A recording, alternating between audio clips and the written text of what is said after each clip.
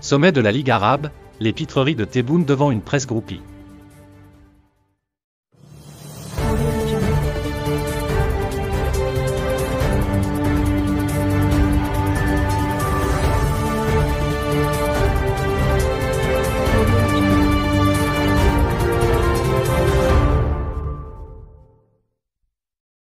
C'est perché sur un balcon que le président algérien a fait son bilan du sommet de la Ligue arabe à Alger devant une presse conquise, littéralement. Les précédents sommets de la Ligue arabe ont connu bien des bouffonneries, mais aucune ne dépasse les tebbounneries. Les images parlent d'elles-mêmes et, là encore, elles défient tout entendement. Et ce qui a commencé avec le désastre des défections des chefs d'État qui pèsent dans le monde arabe s'est terminé avec une pantalonnade signée Tebboune. La séquence est digne de The Dictator.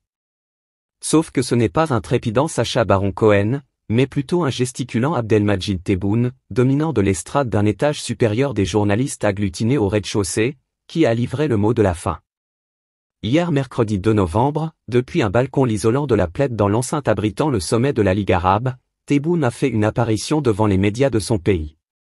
Entouré d'une garde rapprochée en grand nombre, feignant un satisfecit de circonstance, le président algérien a daigné s'exprimer. Pour dire quoi?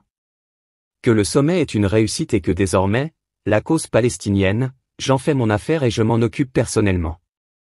Le reste, tout le reste, il faut voir avec SS Ilham Amra, ministre algérien des Affaires étrangères, pour les détails. Ce sera tout, circulez, il n'y a plus rien à voir.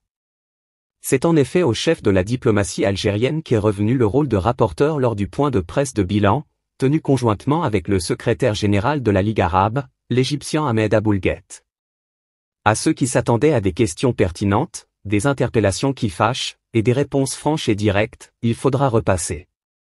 Face à Tebboune, il n'y avait pas de place pour les journalistes, les vrais, mais pour les fans inconditionnels et autres groupies qui buvaient les paroles de leur président. Lequel chef d'État, comme porté par autant d'admiration, a fait preuve de modestie et s'est penché sur la balustrade, en prenant la posture d'un pharaon qui daigne s'approcher un peu d'une foule d'idolâtres qui tendaient une forêt de micros comme autant d'offrandes. Enivré par les acclamations venues d'en bas, Tebboune s'est vu même plus grand que le Conseil de sécurité de l'ONU, dont les 5 membres permanents sont les États-Unis, la Chine, le Royaume-Uni, la France et la Russie, en pointant du doigt l'incapacité de cette instance à régler la question palestinienne, et suggérant que lui seul peut en découdre tant avec Israël que ses alliés. Une folie des grandeurs qui alerte sérieusement sur la santé mentale de Tebboune.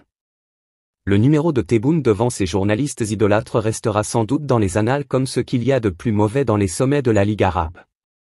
Même dans ses excès les plus mémorables, Mouammar Kadhafi ne s'est pas donné en spectacle comme Abdelmajid Tebboune. Les bouffonneries du président algérien ont toutefois un seul mérite, elles rendent moins tragique l'absence de plusieurs leaders du monde arabe, en plaçant le rendez-vous d'Alger dans le registre de la farce.